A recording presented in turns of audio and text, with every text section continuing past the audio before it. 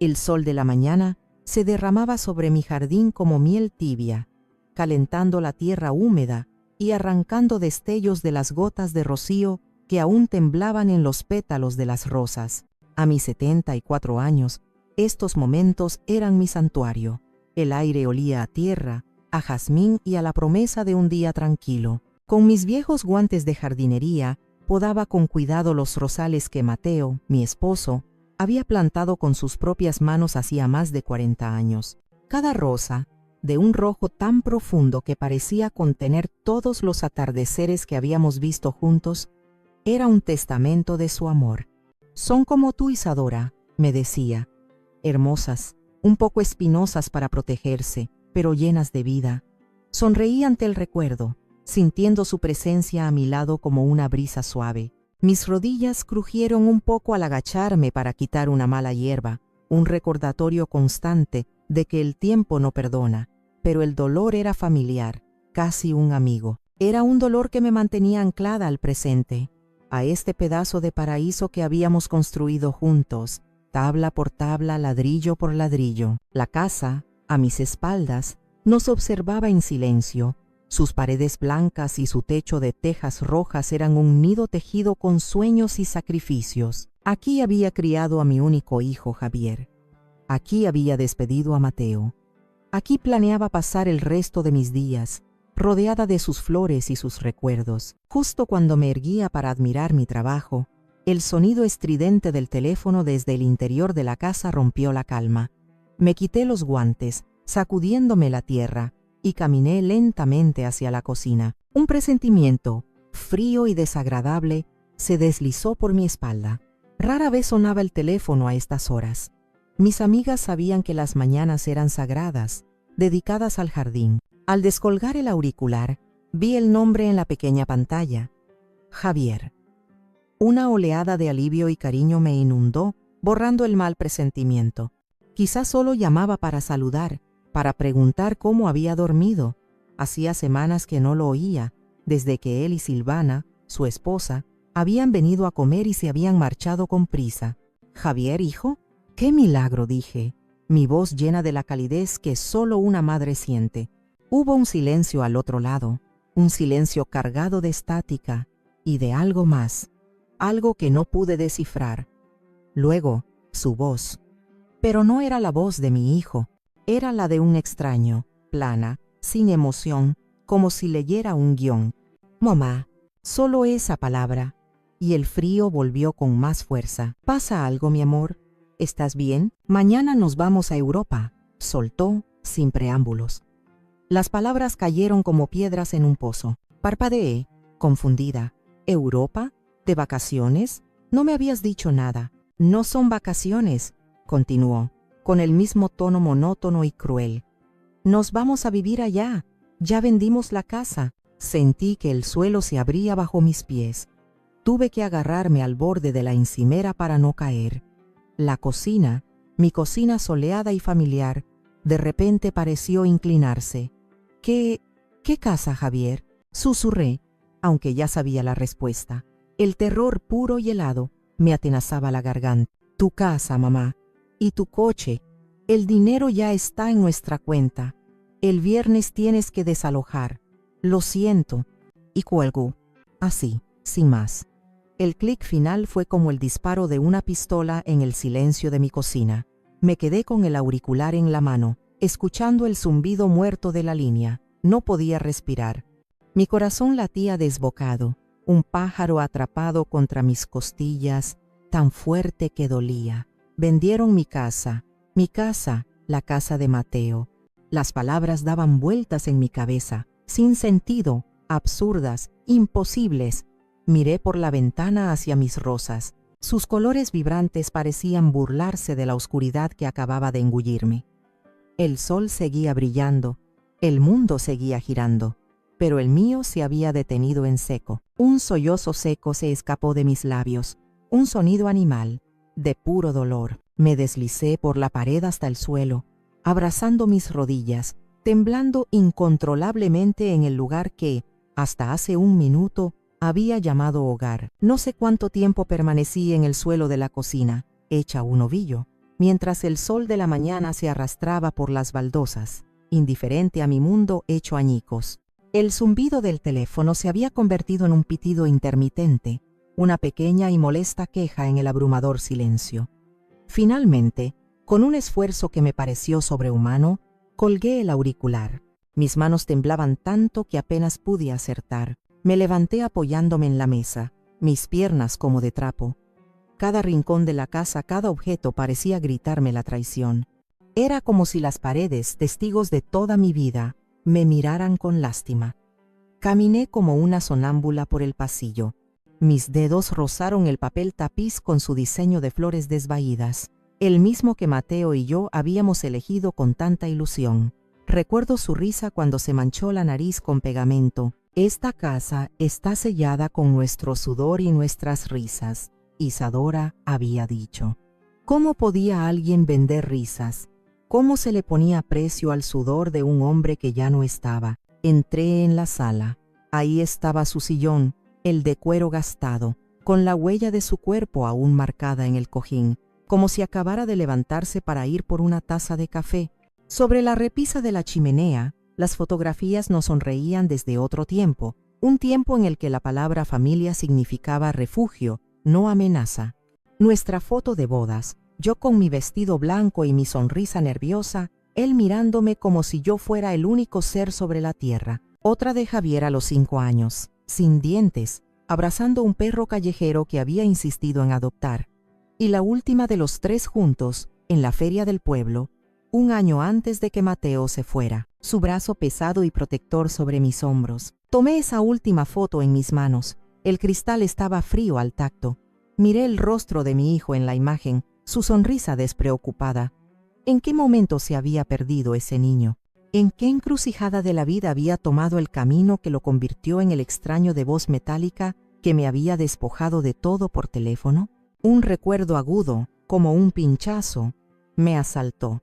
La última vez que Javier y Silvana estuvieron aquí fue hace un mes, para mi cumpleaños. Silvana había recorrido la sala con la mirada, no con el cariño de un miembro de la familia, sino con la fría evaluación de un tasador. Se detuvo frente a un pequeño cuadro que Mateo había pintado. Un paisaje torpe pero lleno de amor de la costa de Veracruz. «Qué curioso», dijo Silvana, con esa sonrisa suya que nunca llegaba a los ojos. «Algunas de estas cosas viejas podrían valer algo, ¿no cree, suegra?», para los coleccionistas. En ese momento, su comentario me pareció simplemente frívolo, ignorante del valor sentimental. Ahora, sus palabras adquirían un matiz siniestro. No estaba admirando, estaba calculando. Recordé cómo había insistido en que le diera una copia de la llave de la casa, por si alguna vez tiene una emergencia, suegra, y no podemos llegar a tiempo. Yo, en mi estupidez, en mi ciego deseo de sentirme necesitada y de confiar en ellos, se la había dado. Había sido esa la llave que usaron para dejar entrar a extraños, para que pisotearan nuestros recuerdos y le pusieran un precio a nuestra vida. El olor a café que siempre impregnaba la cocina por las mañanas, el aroma que Mateo amaba, ahora me parecía el perfume rancio de una tumba. Todo estaba contaminado. Cada objeto feliz era ahora un fantasma que me susurraba la misma palabra: traición. Me senté en el sillón de Mateo, hundiéndome en él, buscando un consuelo que ya no existía. Afuera, un pájaro cantaba en el nogal, un sonido alegre, casi insolente. Cerré los ojos, deseando que la oscuridad me tragara, que todo fuera una pesadilla de la que despertaría con el sonido de Mateo preparando el desayuno. Pero la única realidad era el frío que me calaba los huesos, un frío que no venía del exterior, sino que nacía en el centro de mi corazón roto. La tarde se desvaneció en una neblina de incredulidad y dolor. No comí. No contesté el teléfono cuando sonó de nuevo, asumiendo que sería algún cómplice de la crueldad de mi hijo. Me senté en la penumbra de la sala, mientras las sombras se alargaban y convertían los muebles familiares en siluetas amenazadoras. Mi mente, como un animal enjaulado, corría en círculos, volviendo una y otra vez a la misma pregunta: ¿por qué? Y con esa pregunta llegaron los recuerdos. No los recuerdos felices que solían ser mi consuelo, sino los otros, Los recuerdos de mis sacrificios, pequeños y grandes, que había hecho por Javier a lo largo de los años, sacrificios que, en su momento, me parecieron actos de amor incondicional, pero que ahora se revelaban como los peldaños que él había usado para subir y luego darme una patada hacia el abismo. Abrí el viejo costurero que descansaba sobre una mesita, un regalo de mi madre. Mis dedos, torpes por la edad y el temblor, buscaron en el fondo, debajo de los hilos de colores y los alfileres. Allí estaba, un pequeño trozo de terciopelo azul desvaído. Lo desenvolví. Dentro brillaba un solo arete de perla, pequeño y solitario. Su compañero se había ido hacía mucho tiempo. Cerré los ojos y me vi a mí misma, 20 años más joven, de pie frente al mostrador de una casa de empeños en el centro. El hombre detrás del cristal, con ojos aburridos, pesaba en su mano el collar de perlas de mi madre, la única joya de verdadero valor que yo poseía. Javier, con 25 años y los ojos llenos de sueños de grandeza, quería abrir un pequeño restaurante. «Solo necesito un empujón, mamá», me había suplicado. «Te juro que te lo devolveré todo, con intereses». Mateo ya había fallecido, y yo, viéndolo tan lleno de esperanza, no pude negarme. El dinero que me dieron por el collar, que se sintió como una miseria, como si estuviera vendiendo los recuerdos de mi propia madre, se lo di todo a él. Le dije que eran mis ahorros. El restaurante fracasó en menos de un año. Nunca me devolvió un solo peso. Nunca volvió a mencionar el dinero, y yo nunca se lo recordé. Mis dedos apretaron el arete solitario. El dolor de esa pérdida, que había enterrado bajo capas de amor maternal, resurgió con una fuerza brutal. No era solo el dinero. Era la facilidad con la que él había aceptado mi sacrificio, la naturalidad con la que lo había olvidado. Otro recuerdo, más oscuro, más vergonzoso, se abrió paso. Javier, ya casado con Silvana, llamándome en medio de la noche, su voz un susurro aterrorizado. Se había metido en deudas de juego. Debía una cantidad que me heló la sangre. «Me van a hacer daño, mamá. Silvana no puede saberlo», me dejaría. Esa noche no dormí.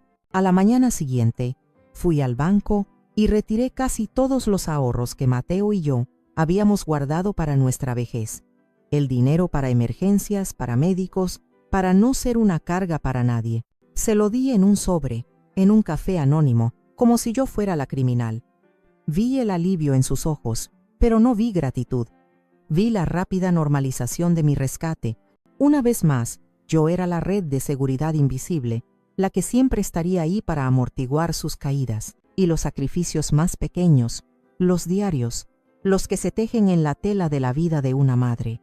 Las veces que me negué a comprarme un vestido nuevo porque ellos necesitaban algo, la vez que les di el dinero que había ahorrado para arreglar el techo porque Silvana se quejó de que su coche necesitaba llantas nuevas para llevar a mi nieto, a mi único nieto, seguro. La seguridad del niño es lo primero, suegra, había dicho con su falsa dulzura. Y yo, por supuesto, había cedido. Cada recuerdo era una brasa que me quemaba por dentro. No era amor lo que yo había dado. Había sido una habilitación. Había confundido el sacrificio con el afecto, y al hacerlo, le había enseñado a mi hijo que mi bienestar, mis bienes, mi seguridad eran prescindibles, eran recursos a su disposición. Yo no era su madre, era su banco, su prestamista, su solucionadora de problemas. Y ahora que el banco se negaba a cerrar, simplemente lo habían liquidado. La noche cayó como un manto pesado y sofocante. Encendí una pequeña lámpara en la sala, cuya luz amarilla apenas lograba mantener a raya las sombras que bailaban en los rincones. El silencio de la casa era ahora un ente vivo, un monstruo que respiraba en mi nuca. Cada crujido de la madera, cada susurro del viento en el exterior, me hacía sobresaltar. Me sentía como una intrusa en mi propia vida. Fue entonces, en la profundidad de mi desesperación, cuando un recuerdo de Mateo emergió, no con la dulzura habitual, sino con la claridad y la fuerza de una advertencia. Me vi transportada a su habitación durante las últimas semanas de su vida.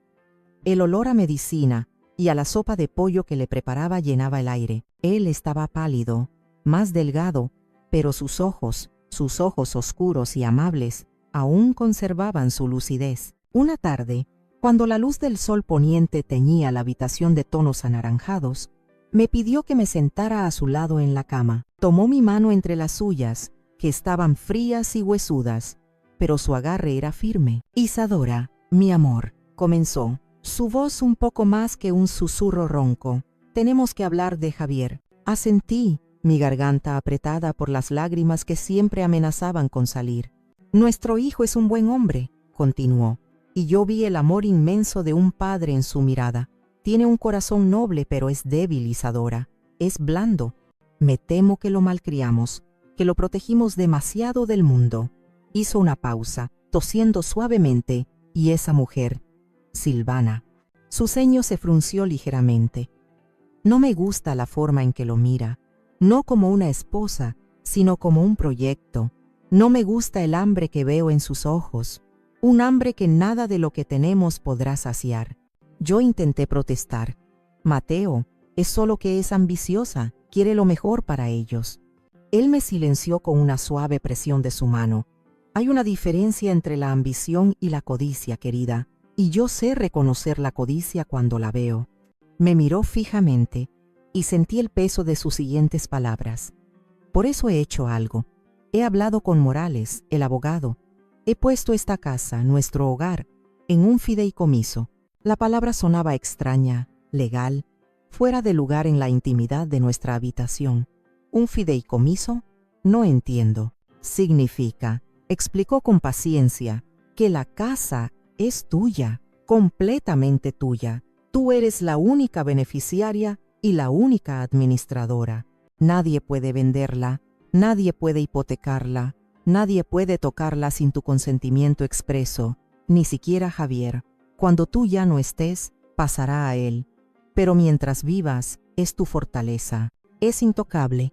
Me quedé sin palabras. Una parte de mí se sintió aliviada, protegida por su previsión, pero otra parte, la madre, se sintió herida por la implicación. Pero Mateo, eso es como decirle a Javier que no confiamos en él. Sus ojos se llenaron de una infinita tristeza.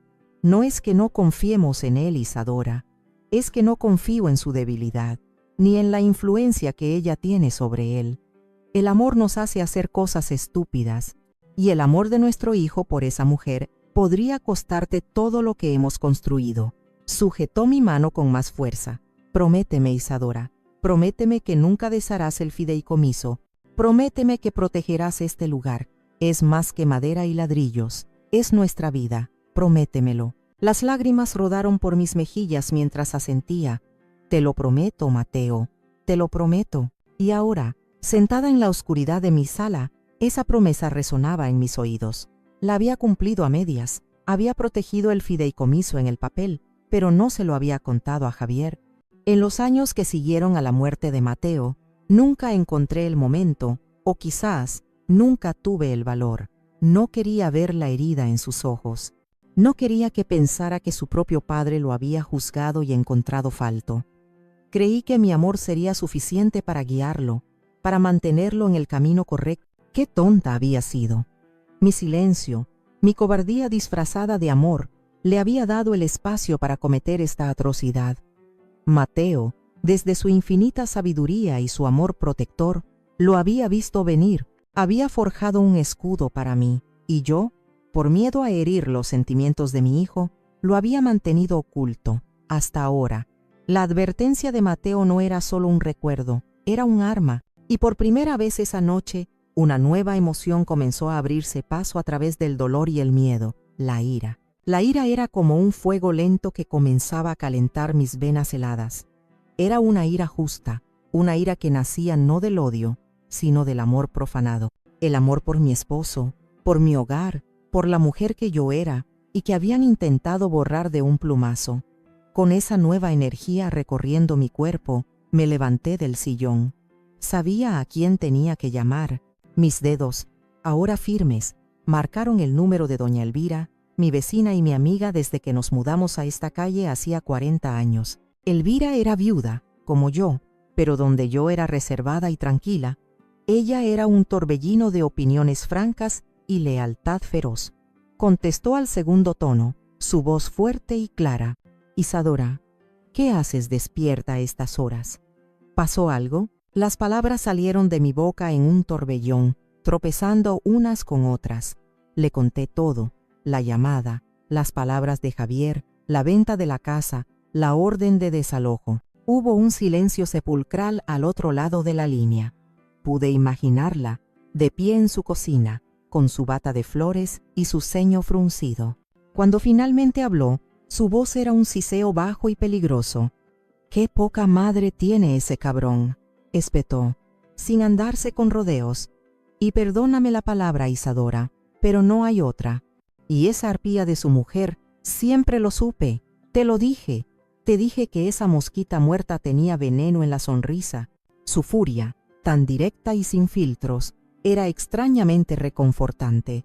Era la validación que necesitaba. No estaba loca, no estaba exagerando. La atrocidad era real. «No sé qué hacer, Elvira», gemí, sintiendo que las lágrimas volvían a amenazar. «Claro que sabes qué hacer», ladró ella. «Vas a pelear, por Mateo, por ti, por esa casa que es tuya.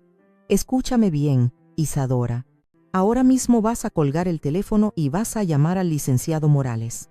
Es el abogado de tu familia, era amigo de Mateo, él sabrá qué hacer. Llámalo ahora, no me importa que sea de noche, esto es una emergencia». Su orden me sacudió de mi letargo. Tenía razón, Elvira siempre tenía razón. Le di las gracias, colgué y con el corazón martillándome en el pecho, busqué el número del licenciado Morales en mi vieja agenda. Contestó con voz somnolienta, pero en cuanto me identifiqué y le dije que era una emergencia relacionada con la casa, su tono se volvió profesional y alerta. Le resumí la situación, incluyendo el detalle crucial del fideicomiso que él mismo había ayudado a Mateo a redactar. «Dios mío, Isadora», dijo, su voz grave y llena de preocupación. «Mateo siempre temió que algo así pudiera pasar. Hizo bien en protegerte. Me pidió que fuera a su despacho a primera hora de la mañana y que llevara todos los papeles que tuviera. A la mañana siguiente, después de una noche sin dormir, me senté frente a su imponente escritorio de caoba. El despacho olía a libros viejos y a justicia. El licenciado Morales, un hombre de cabello plateado y mirada penetrante, revisó los documentos del fideicomiso con una atención meticulosa. Finalmente, levantó la vista por encima de sus gafas. «El fideicomiso es blindado, Isadora. Es tan sólido como una roca. La casa es tuya, legal e indiscutiblemente». Un suspiro de alivio se me escapó. Entonces, ¿cómo pudo venderla? Él juntó las manos sobre el escritorio. No pudo, no legalmente. Lo que seguramente hizo fue un fraude. Probablemente usó un poder notarial falsificado para hacerse pasar por ti ante la inmobiliaria y el registro público. Es un delito grave, Isadora. Fraude, falsificación de documentos. Escuchar esas palabras, fraude, delito, aplicadas a mi propio hijo, me revolvió el estómago. Podemos presentar una orden judicial de inmediato para detener la transferencia de la propiedad, continuó. Y ganaremos. No hay duda, pero tienes que entender las consecuencias. Me miró con seriedad. Si procedemos, si demostramos el fraude, tu hijo podría enfrentar cargos criminales, podría ir a la cárcel. La palabra cárcel cayó sobre la mesa como una losa de granito. La imagen de Javier, mi Javier tras las rejas, era insoportable. El fuego de mi ira vaciló, amenazado por una oleada de pánico y de un antiguo y estúpido instinto maternal. Morales debió ver el conflicto en mi rostro. «Y el coche», añadió con más suavidad. «Me dices que lo vendió también. ¿Era tuyo?». Negué con la cabeza. «Era arrendado. Estaba a mi nombre, pero aún lo estaba pagando». Suspiró. «Peor aún, no se puede vender algo que no es tuyo. Eso también es fraude. La agencia de arrendamiento te considerará responsable del saldo total del vehículo». Me sentía atrapada. Cada puerta que se abría revelaba un pasillo más oscuro. Salvar mi casa podría significar destruir a mi hijo. La elección era monstruosa, una elección que ninguna madre debería tener que hacer, Salí del despacho del licenciado Morales sintiéndome más perdida que nunca. El sol de la mañana me pareció demasiado brillante, demasiado alegre. La ciudad bullía de vida a mi alrededor. Gente caminando deprisa, coches tocando el claxon, el murmullo de 1.000.000 de vidas que seguían su curso, ajenas a la implosión de la mía. La elección que tenía ante mí era un peso insoportable: mi hogar o mi hijo. La fortaleza que Mateo había construido para mí se había convertido en una prisión moral. Conduje sin rumbo fijo durante un rato, las palabras del abogado rebotando en mi cabeza. Fraude, cargos criminales, cárcel. Cada palabra era un golpe. ¿Cómo habíamos llegado a esto? ¿Cómo el bebé que había acunado en mis brazos, el niño que me traía flores silvestres del campo, se había convertido en un criminal a los ojos de la ley? Una parte de mí, la madre que había sido durante 45 años, gritaba que debía protegerlo a toda costa, que debía dejar la casa, dejarlo todo, si eso significaba mantenerlo fuera de la cárcel. ¿Qué era una casa comparada con la libertad de un hijo? Podría vivir con Elvira o con mi hermana Sofía, podría alquilar un pequeño apartamento, podría sobrevivir, pero ¿podría Javier sobrevivir en la cárcel? Pero otra voz, una voz nueva y temblorosa, que apenas reconocía como mía, susurraba una pregunta diferente. ¿Y yo? ¿Qué pasaba conmigo? ¿Con el último deseo de mi esposo? ¿Con la promesa que le hice? Dejar que se salieran con la suya no era solo perder una propiedad, era una aniquilación. Era permitirles que pisotearan el legado de Mateo, que borraran nuestra historia y me dejaran sin nada, ni siquiera mi dignidad. Sería la traición final, no de ellos hacia mí, sino de mí hacia mí misma y hacia el hombre que amé. Aparqué el coche en una calle tranquila y apagué el motor. Me quedé mirando mi reflejo en el espejo retrovisor. No me gustó lo que vi. Vi a una anciana con los ojos enrojecidos e hinchados, las arrugas de su rostro acentuadas por el dolor y la preocupación. Vi los hombros caídos por el peso de una vida de ceder, de poner a los demás primero. Vi la derrota. ¿Era esta la mujer en la que me había convertido? ¿Una víctima dispuesta a ser sacrificada en el altar del amor maternal mal entendido? Fue entonces cuando un recuerdo fugaz, casi perdido, vino a mi mente. Una tarde de verano, hacía muchos años. Estábamos Mateo y yo sentados en el porche, viendo a un pequeño Javier perseguir mariposas en el jardín. Yo me había quejado de algo trivial, de mi miedo a envejecer, a no ser lo suficientemente fuerte. Mateo se había reído suavemente, me había rodeado con su brazo y me había dicho al oído: «No tienes ni idea de la fuerza que llevas dentro, Isadora. Tienes el corazón de una leona, mi vida, solo que aún no has tenido que rugir». La leona. La palabra resonó en el silencio del coche. ¿Dónde estaba esa leona? Durante años había pensado que era solo una de sus frases cariñosas, una exageración poética. Pero, ¿y si tenía razón? ¿Y si dentro de esta mujer asustada y derrotada que veía en el espejo, realmente habitaba una fuerza que yo misma desconocía? La imagen de Silvana, con su sonrisa calculadora, apareció en mi mente. La imagen de la voz fría y sin emociones de mi hijo. Ellos no habían dudado, no habían tenido un momento de compasión, me habían sentenciado sin juicio, me habían despojado sin remordimientos. Ellos habían rugido primero, con la voz de la codicia y el egoísmo. Una pequeña chispa de rebeldía, la misma que había sentido la noche anterior, se encendió de nuevo, esta vez con más fuerza. No era solo ira, era una incipiente sensación de autorrespeto. Quizás la verdadera traición a mi hijo no era llevarlo ante la justicia. Quizás la verdadera traición había sido permitirle, durante toda su vida, creer que podía actuar sin consecuencias.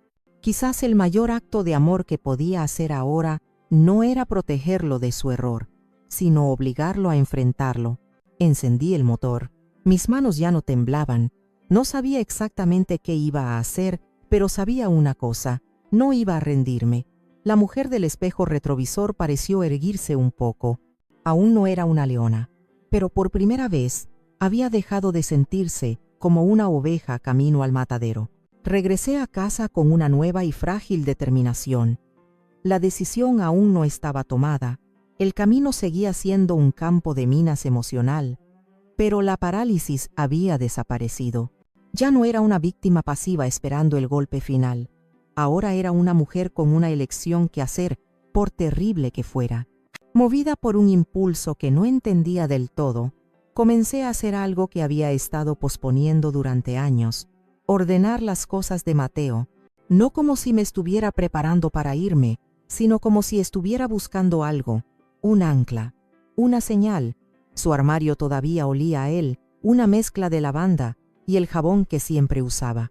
Sus trajes colgaban en fila, silenciosos y ordenados.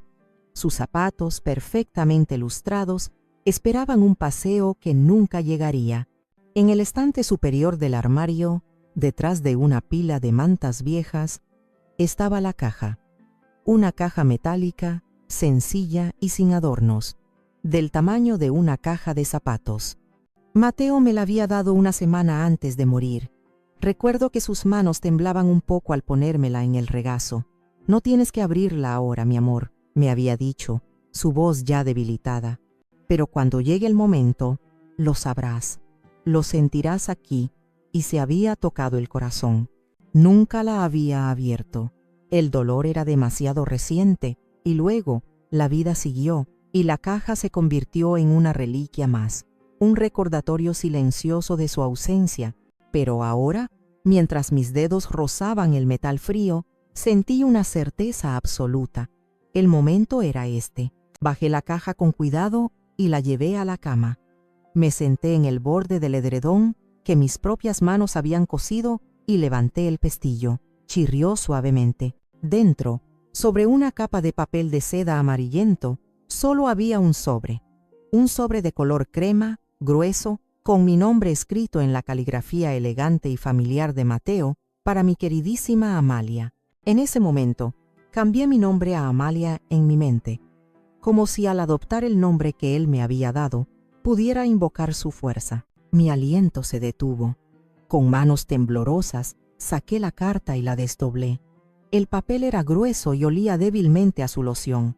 Me preparé para una despedida, para palabras de amor que me romperían el corazón de nuevo.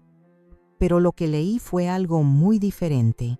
«Mi queridísima Amalia», comenzaba, «si estás leyendo esto, no es porque yo me haya ido, es porque ha llegado el momento que siempre temí, y porque tú, mi leona, has decidido luchar». La palabra leona me golpeó con la fuerza de un reconocimiento. Él lo sabía.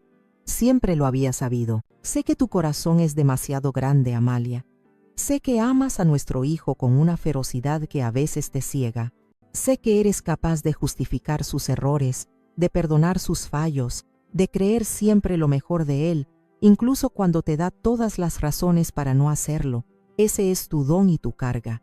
Pero también sé que dentro de ti hay una fuerza que ni tú misma conoces, una fuerza forjada en el amor, sí, pero también en la decencia, en el respeto por lo que es correcto. Esa fuerza es tuya, no algo que yo te dejé. Siempre ha estado ahí». Las lágrimas nublaron mi visión. No eran lágrimas de tristeza, sino de una emoción abrumadora que no podía nombrar. Era como si su voz estuviera en la habitación, dándome el permiso que no sabía que necesitaba. «No te pido que dejes de amarlo», continuaba la carta. «Te pido que te ames a ti misma lo suficiente como para trazar una línea en la arena, una línea que nadie, ni siquiera nuestro hijo, tiene derecho a cruzar. Has protegido nuestro hogar. Ahora protégete a ti. Defiende tu dignidad. No le debes a nadie un sacrificio que te aniquile, ni siquiera a él». Doblé la carta y la apreté contra mi pecho. Un sollozo me sacudió, pero fue un sollozo de liberación. Todo el peso de la culpa, de la duda, de la obligación maternal que me había estado aplastando, comenzó a disiparse. Mateo no me estaba pidiendo que eligiera entre mi casa y mi hijo. Me estaba pidiendo que me eligiera a mí, que honrara la vida que habíamos construido y la mujer en la que él siempre había creído. La leona no estaba dormida, solo estaba esperando, y la voz de su amado, desde más allá de la tumba, acababa de despertarla. La carta de Mateo fue el ancla que necesitaba, pero el destino aún tenía una pieza más que encajar en el doloroso rompecabezas de la traición. Esa tarde, Mientras la luz dorada del atardecer se filtraba por las ventanas, sonó el timbre. Mi corazón dio un vuelco, pensando que podría ser Javier, que venía a suplicar o a gritar. Pero al abrir la puerta, me encontré con la cara redonda y preocupada de mi hermana menor, Sofía. Llevaba una cazuela en las manos, envuelta en un paño de cocina. Elvira me llamó, dijo, entrando sin esperar invitación. Me contó. No podía creerlo. ¿Cómo estás, hermana? Su presencia era un bálsamo.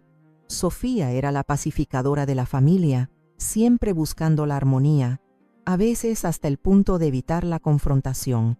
Pero en sus ojos vi una indignación genuina que reflejaba la mía. Le conté los detalles, la visita al abogado, el dilema que me consumía.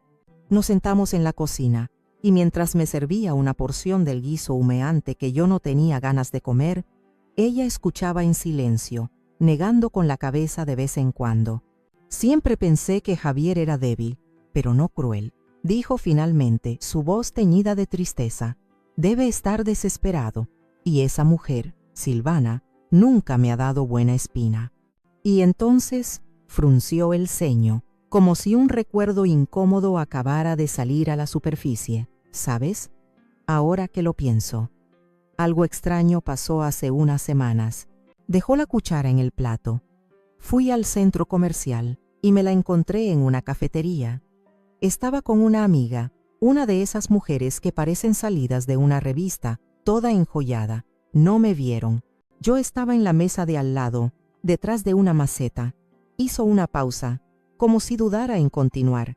¿Y qué pasó, Sofía? La insté. Bueno, al principio no le di importancia, pero la oí hablar. Estaba riéndose, Amalia, una risa que no me gustó nada. Y la oí decir, tan claro como te oigo a ti ahora. Solo un empujoncito más y el tonto de mi marido convencerá a la vieja. Ya casi lo tengo donde quiero. Su amiga se rió y le preguntó qué haría con tanto dinero. ¿Y Silvana? Ay, hermana. Silvana dijo, ¿qué voy a hacer? Despedirme de esta vida de pobretona para siempre.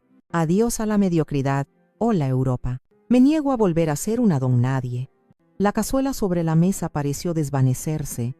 Las paredes de mi cocina se cerraron sobre mí. Cada palabra que Sofía repetía era un clavo más en el ataúd de la imagen que aún me quedaba de mi hijo como una víctima de las circunstancias. No había sido desesperación. No había sido un error impulsivo. Había sido un plan frío, calculado y cruel, orquestado por mi nuera.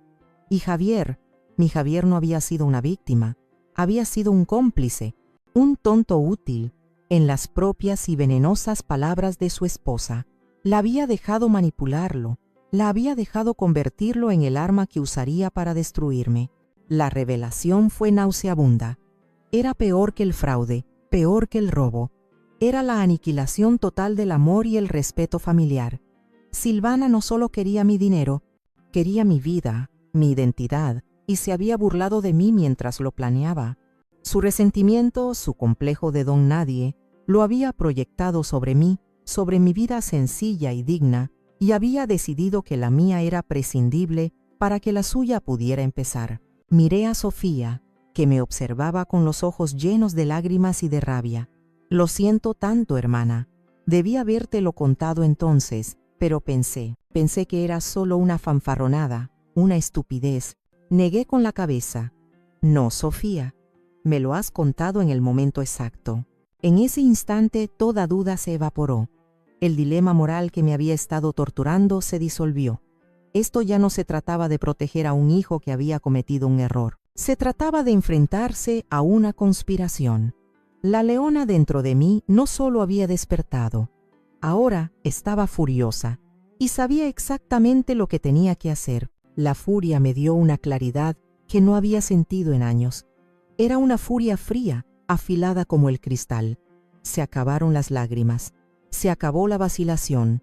El tablero de ajedrez estaba claro ante mí, y por primera vez yo iba a mover las piezas. Después de que Sofía se fue, prometiendo su apoyo incondicional, me senté a la mesa de la cocina, la misma mesa donde había compartido miles de comidas con mi familia, y comencé a planear. El dolor seguía ahí, una corriente subterránea y oscura, pero ahora estaba canalizado. Ya no me ahogaba, me impulsaba. Tomé el teléfono. Mis dedos marcaron el número de Javier, sin el más mínimo temblor. Contestó al tercer tono, su voz cautelosa, expectante. «Mamá». Respiré hondo y convoqué la voz de la mujer que él creía que yo era, la madre suave, perdonadora, un poco ingenua. «Javier, hijo», dije, mi tono teñido de una tristeza resignada. «Y he estado pensando». Hubo un silencio tenso al otro lado. Podía casi oír las ruedas girando en su cabeza, y probablemente en la de Silvana, que sin duda estaría escuchando en altavoz. Creo que tienen razón», continué, dejando que mi voz se quebrara un poco, un toque de genialidad del que me sentí orgullosa. «Ya estoy vieja. Esta casa es demasiado grande para mí. ¿Qué voy a hacer con tantos recuerdos?». El suspiro de alivio de Javier fue audible, un pequeño soplo de aire que delataba su tensión. «Oh, mamá, sabía que lo entenderías. Sabía que en el fondo querías lo mejor para nosotros». Tuve que reprimir una arcada. «Sí, hijo, lo mejor para ustedes». Hice una pausa, como si reuniera fuerzas. «Vengan a cenar mañana por la noche, los dos. Necesitamos hablar como una familia, por última vez en esta casa. Arreglaremos los papeles, firmaré lo que haya que firmar. Terminemos con esto en paz». «¿De verdad, mamá? ¿Lo harás?». Su voz estaba llena de un júbilo infantil y egoísta. «Sí, Javier, les prepararé tu pozole favorito, como cuando eras niño». «Gracias, mamá, gracias. Sabía que podía contar contigo. Eres la mejor». «Sí», jijoyeé suavemente. «Lo soy». Colgué el teléfono y me permití una sonrisa. Una sonrisa sin alegría, una sonrisa de acero. Habían mordido el anzuelo. La arrogancia de Silvana y la debilidad de Javier eran tan predecibles, estaban tan seguros de su victoria, tan convencidos de mi docilidad, que nunca sospecharían una trampa. Mi siguiente llamada fue al licenciado Morales. Le expliqué mi plan con una calma que lo sorprendió. «Amalia», dijo, usando mi nuevo nombre de guerra, su tono una mezcla de admiración y preocupación. «¿Estás segura de esto? Puede ser muy desagradable». «Licenciado», respondí con firmeza, «lo desagradable ya pasó. Esto es la consecuencia. Quiero que venga mañana por la noche, a las 9 en punto, no antes. Traiga todos los documentos del fideicomiso. Usted será mi testigo». Hubo una pausa.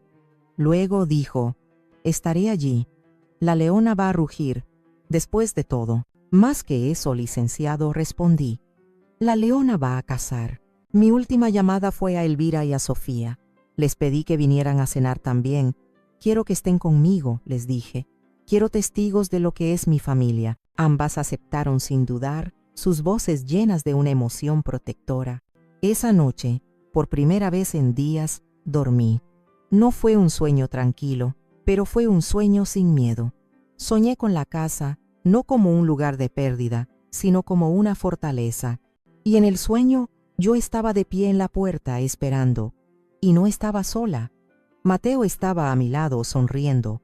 Al día siguiente, me moví por mi casa no como una condenada a punto de ser desalojada, sino como una reina preparando su corte para un juicio.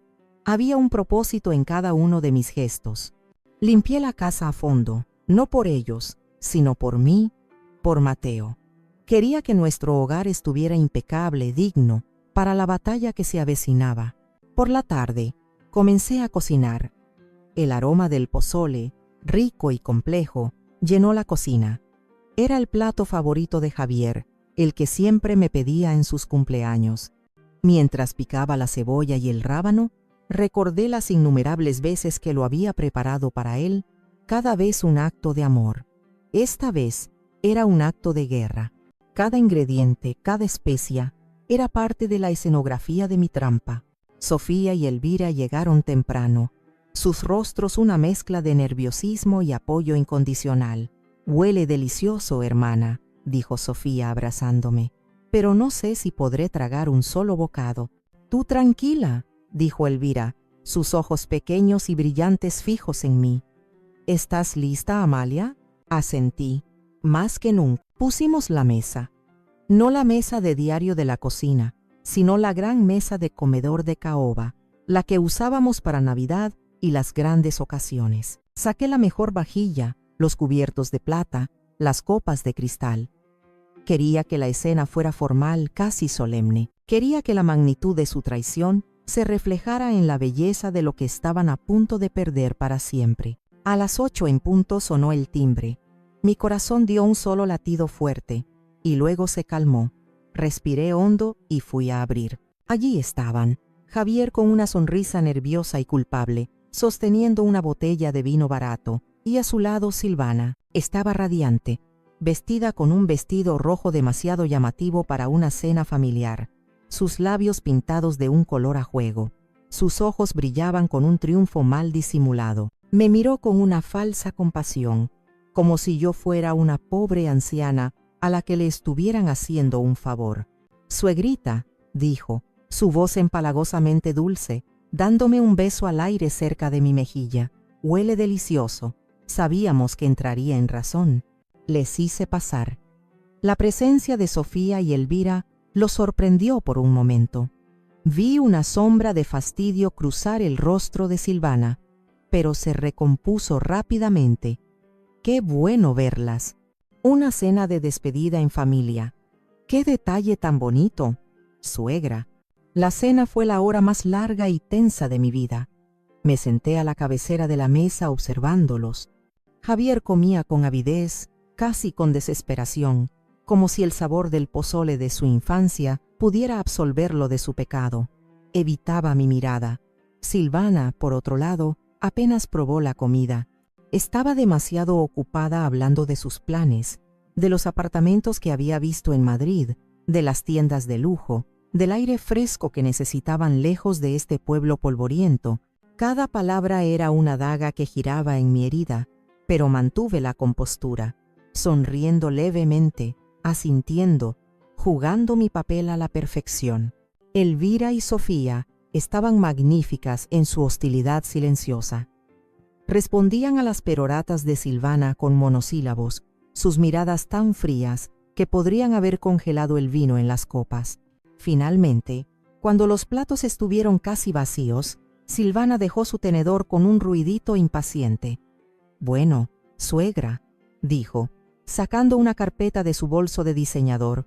«Ha sido una cena encantadora, pero creo que es hora de pasar a lo importante, ¿no cree? Para que podamos dejarla descansar». Puso la carpeta sobre la mesa. El contrato de venta. El arma del crimen. Javier se removió incómodo en su silla. «Silvana, por favor». «No, tu esposa tiene razón, hijo», dije yo, mi voz tranquila y clara, cortando el aire tenso. «Es hora de pasar a lo importante». Miré el reloj de la pared. Eran las 9 en punto. Y justo en ese momento, como si hubiera sido invocado por una fuerza invisible, sonó el timbre. Todos se giraron hacia la puerta. Una sonrisa helada se dibujó en mis labios. «Deben ser los postres», dije. «He encargado algo especial para celebrar». Fui a abrir la puerta. Allí, de pie en el umbral, con su maletín de cuero y su expresión seria, estaba el licenciado Morales. «Buenas noches, Amalia», dijo en voz alta y clara para que todos lo oyeran. «Lamento la tardanza. Vengo a supervisar la firma». La entrada del licenciado Morales tuvo el efecto de una granada de hielo lanzada en medio de la habitación. El aire se congeló. Javier se puso pálido como el papel. Su boca se abrió y se cerró como la de un pez fuera del agua. Silvana, por un instante, perdió su compostura. Sus ojos se abrieron con sorpresa y una incipiente alarma, pero rápidamente se recuperó, forzando una sonrisa tensa. «Un abogado», dijo, su voz un poco más aguda de lo normal. «Qué formalidad, suegra, no era necesario». «Oh, yo creo que sí», respondí, cerrando la puerta detrás del licenciado Morales y guiándolo hacia la mesa. Cuando se trata de asuntos familiares de esta magnitud, siempre es bueno tener un testigo legal. «Por favor, licenciado, siéntese». Morales tomó asiento, colocando su maletín sobre la mesa con un golpe seco y autoritario que resonó en el silencio. Asintió cortésmente a todos, pero sus ojos se detuvieron en Javier y Silvana con una frialdad profesional que era más intimidante que cualquier grito. Bien, dije, tomando asiento de nuevo en mi lugar a la cabecera de la mesa. Me sentía como una jueza a punto de dictar sentencia. Señalé la carpeta que Silvana había puesto sobre la mesa. Supongo que ahí dentro están los papeles que quieren que firme. Silvana carraspeó, recuperando su falsa seguridad. Así es solo el acuerdo final de transferencia, una formalidad para cerrar la venta que, como sabe, ya se ha realizado. Si pudiera firmar aquí y aquí. Deslizó la carpeta hacia mí. No la toqué. En su lugar miré a mi hijo. Javier, dije, mi voz suave pero firme, ¿no tienes nada que decir? Él tragó saliva, sus ojos yendo de mí a su esposa y luego al abogado. Estaba atrapado, una rata en un laberinto de su propia construcción. Mamá, yo, nosotros solo queríamos. Silámprense, lo interrumpió Silvana con brusquedad, su paciencia agotándose. Tu madre ya ha entendido. No compliques las cosas. Se volvió hacia mí. Suegra, por favor, hagamos esto rápido. De acuerdo, dije. Y con un movimiento lento y deliberado, deslicé su carpeta hacia un lado de la mesa. Luego, miré al licenciado Morales. Él entendió la señal. Abrió su maletín y sacó una carpeta mucho más gruesa, encuadernada en cuero oscuro. La puso en el centro de la mesa. Estos, anuncié, mi voz resonando con una autoridad que nunca antes había poseído, son los únicos papeles que importan esta noche. Silvana frunció el ceño. ¿Qué es eso? Esto, dijo el licenciado Morales, abriendo la carpeta para revelar un documento lleno de sellos y firmas, es el acta constitutiva del fideicomiso irrevocable que el señor Mateo Cárdenas estableció para esta propiedad hace más de 10 años. El silencio que siguió fue tan profundo que pude oír el zumbido del refrigerador en la cocina. ¿Qué? Balbuceó Silvana. Un fideicomiso, expliqué con una calma deliciosa. Significa que esta casa, por voluntad expresa de mi difunto esposo, es legalmente intocable. Yo soy la única beneficiaria y la única administradora. No puede ser vendida, no puede ser hipotecada, no sin mi firma en este documento específico, ante notario público. Miré directamente a los ojos de Silvana. La venta que ustedes realizaron es un fraude, y es nula. El color desapareció del rostro de Silvana. Su máscara de dulzura y superioridad se resquebrajó, revelando la fealdad que había debajo. Miró a Javier con una furia asesina. Tú me dijiste que estaba todo arreglado. Me dijiste que era la dueña. Yo pensaba que lo era, gimió Javier, encogiéndose en su silla. Papá nunca dijo nada, porque no confiaba en ti, grité, mi propia voz sorprendiéndome por su fuerza, porque sabía la clase de hombre débil que eras, y sabía la clase de víbora que te habías metido en casa. Fue entonces cuando Silvana explotó. Se puso de pie de un salto, su silla chirrió hacia atrás. Su rostro, antes tan cuidadosamente maquillado, estaba contraído por una mueca de odio puro. Se olvidó del abogado, de mi hermana, de mi amiga, solo me veía a mí. Vieja estúpida, siseó, su voz un veneno. Siempre usted, siempre su precioso Mateo y su estúpida casa, arruinándolo todo. Es una egoísta. ¿Por qué no se murió con él y nos dejó en paz? Y entonces se giró hacia Javier, que la miraba con horror. Y tú, inútil, hijo de mami, siempre lloriqueando por tu mamita. Te dije que teníamos que ser más listos, que teníamos que asegurarnos. Pero eres un cobarde, un fracasado. Cada palabra era un latigazo. Javier se encogió como si lo estuvieran golpeando físicamente. Su rostro se descompuso. La imagen que había luchado por mantener, la del hijo que actuaba por necesidad, la del hombre de familia tomando una decisión difícil, se hizo añicos. Vio por fin el monstruo con el que se había casado, y peor aún, vio el monstruo en el que ella lo había convertido. Cayó hacia adelante, apoyando la cabeza en la mesa, y comenzó a sollozar, unos sollozos desgarradores, de un hombre roto, de un niño que finalmente comprendía la magnitud de su error. La máscara de Javier no solo se había caído, se había pulverizado.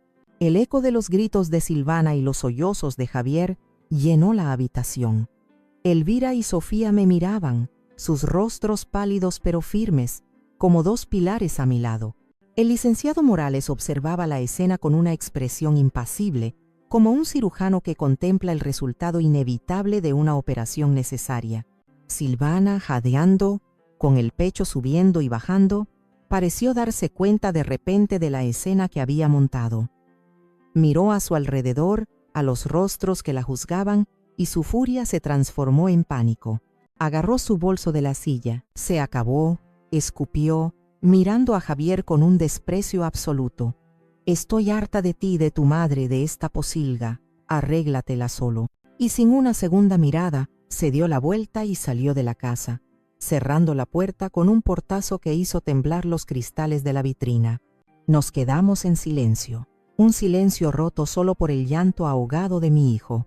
Me sentí extrañamente vacía. No había triunfo en mi victoria, solo una tristeza profunda y agotadora. El licenciado Morales carraspeó suavemente.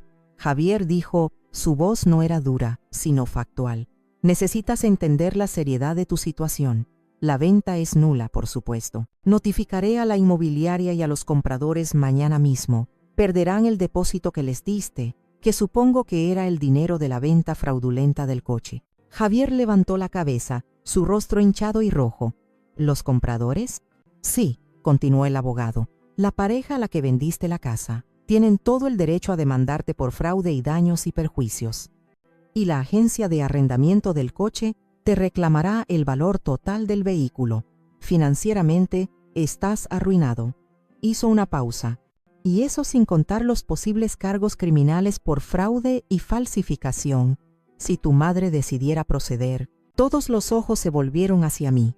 Javier me miró, no con desafío, sino con una súplica desnuda, la de un niño aterrorizado. Era la primera vez en años que me miraba sin el filtro de la influencia de Silvana. Respiré hondo. Miré al licenciado Morales. Quiero la orden judicial para anular la venta inmediatamente. Quiero que se notifique a todas las partes. Quiero mi casa de vuelta, segura y protegida. Hice una pausa y luego añadí, mi voz apenas un susurro, pero no presentaré cargos criminales. Javier dejó escapar un sollozo de alivio. No lo hago por ti, le dije, mi voz recuperando su fuerza. No te confundas, lo hago por tu padre, porque sé que él no habría querido ver a su único hijo en la cárcel. Y lo hago por mí, porque no quiero pasar el resto de mi vida con ese veneno en mi corazón. Pero que te quede claro, esto no es un perdón, es una sentencia. Tu castigo no será una celda. Será vivir cada día con la conciencia de lo que has hecho. Será enfrentarte a las ruinas de tu vida, una vida que tú mismo has demolido. Se quedó mirándome, las lágrimas corriendo por su rostro, finalmente entendiendo. No había escapatoria, no había rescate. El licenciado Morales asintió lentamente. Entendido, Amalia. Recogió sus papeles y se preparó para irse. Sofía y Elvira ayudaron a levantar a un Javier tembloroso y lo guiaron hacia la puerta, como si estuvieran manejando a un herido en un campo de batalla. Cuando finalmente se fueron y la casa quedó en silencio de nuevo, me quedé sola en el comedor, rodeada de los restos de la última cena. No sentía alegría, no sentía paz, solo un vasto y desolado cansancio. La guerra había terminado, había ganado, pero el campo de batalla era mi propio corazón y estaba lleno de escombros. Los meses que siguieron fueron extraños, silenciosos. La vida volvió a una apariencia de normalidad, pero nada era igual. La anulación de la venta fue un proceso legal rápido y sencillo, como había predicho el licenciado Morales. La inmobiliaria, enfrentada a un fraude evidente, se retiró sin rechistar. Nunca volví a saber de los pobres compradores y esperaba que hubieran encontrado un hogar sin fantasmas de traición en sus cimientos. Javier desapareció. Supe, a través de Sofía, que se estaba quedando en el pequeño apartamento de un amigo, que Silvana le había pedido el divorcio inmediatamente y que estaba luchando por encontrar un trabajo. No me llamó, y yo no lo llamé a él. El silencio entre nosotros era un abismo, y yo no tenía la fuerza ni el deseo de tender un puente. Pasaba mis días en el jardín. Las rosas de Mateo florecieron con una intensidad casi desafiante ese año. Sus colores parecían más brillantes, su fragancia más dulce. Era como si la casa misma estuviera respirando aliviada, libre de la amenaza que se había cernido sobre ella. Yo también respiraba más libremente. La ansiedad constante que había sido mi compañera durante años, la preocupación por el bienestar de Javier, se había disipado. En su lugar había una calma tranquila, a veces teñida de tristeza, pero siempre firme. Estaba aprendiendo a estar sola de una manera nueva, no como una viuda que esperaba, sino como una mujer completa en sí misma. Elvira y Sofía fueron mi salvación. Venían a menudo a tomar café, a ayudarme en el jardín, o simplemente a sentarse conmigo en silencio en el porche. No hablábamos mucho de lo que había pasado. No era necesario. Su presencia era suficiente.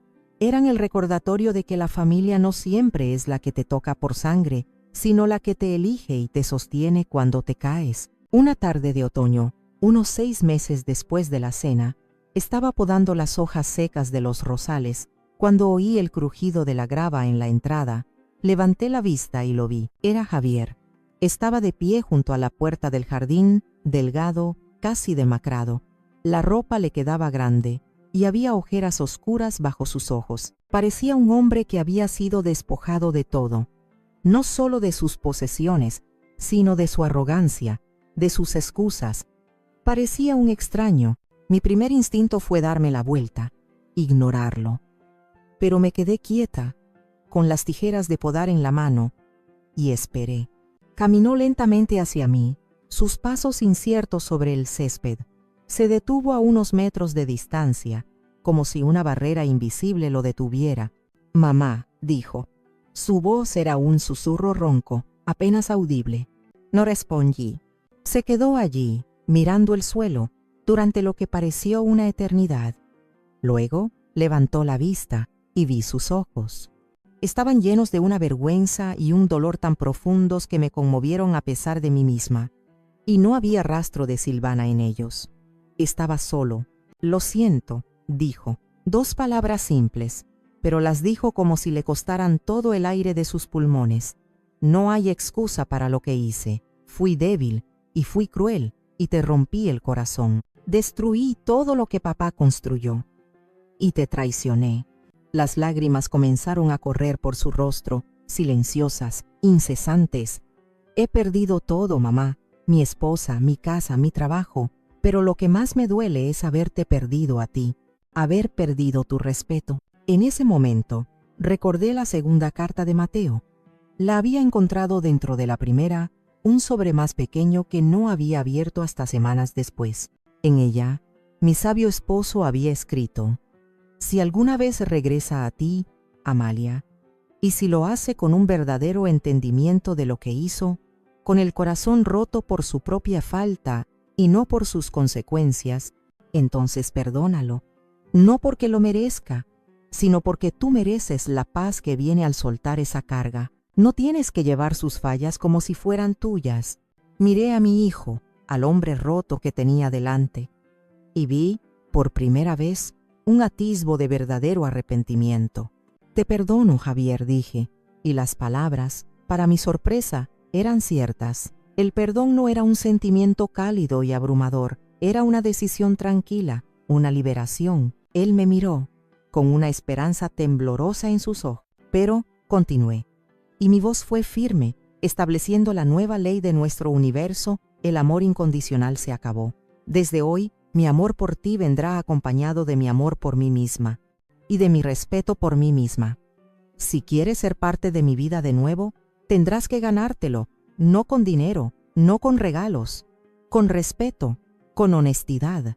Tendrás que ponerte de pie por ti mismo y convertirte en el hombre que tu padre siempre esperó que fueras». Asintió, las lágrimas aún cayendo, pero esta vez con un destello de algo nuevo en su mirada.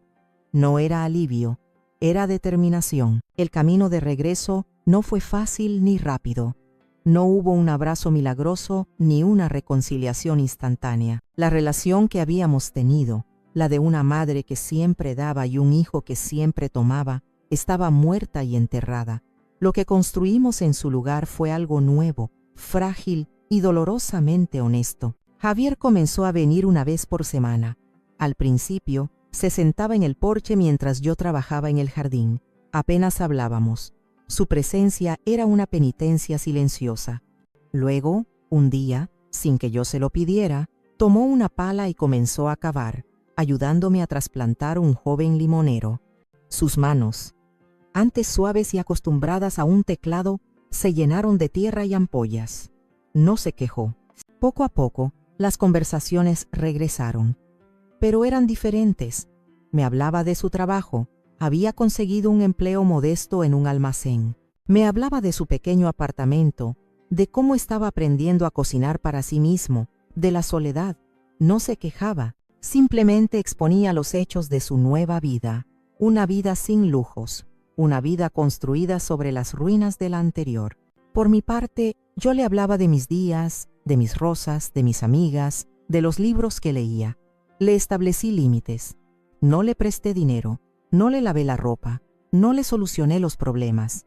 Me convertí en su madre, no en su red de seguridad. Y lentamente, dolorosamente, vi a un hombre empezar a tomar el lugar del niño malcriado. Lo vi asumir la responsabilidad de sus actos, no solo en palabras, sino en la forma en que vivía cada día. Una tarde, meses después de su regreso, estábamos sentados en el porche, bebiendo limonada hecha con los primeros limones de nuestro árbol. El sol se ponía, tiñendo el cielo de rosa y naranja. ¿Sabes, mamá?, dijo de repente mirando el jardín. A veces, cuando estoy aquí, siento la presencia de papá. Sonreí. Yo también, hijo. Todos los días. Creo que estaría muy decepcionado de mí, dijo en voz baja. Estaría decepcionado de lo que hiciste. Lo corregí suavemente. Pero creo que estaría orgulloso del hombre en el que te estás esforzando por convertirte. Me miró, y en sus ojos vi una gratitud tan profunda que me llenó el corazón. No era la gratitud egoísta de antes, era la gratitud de un hombre que había estado perdido en la oscuridad y que finalmente comenzaba a ver la luz.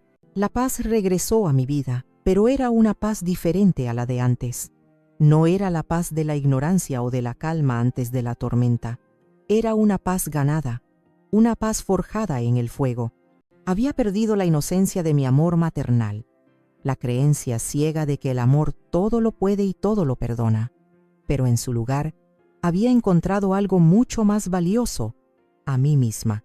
Había descubierto mi propia fuerza, mi propia valía. Había aprendido que el amor más grande es el que se respeta a sí mismo lo suficiente como para decir, basta. Miré mi jardín, las rosas de Mateo irguiéndose orgullosas bajo la última luz del día.